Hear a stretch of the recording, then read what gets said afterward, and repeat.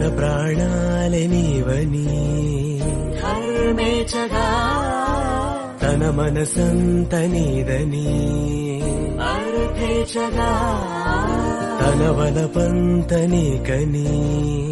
కామేచగా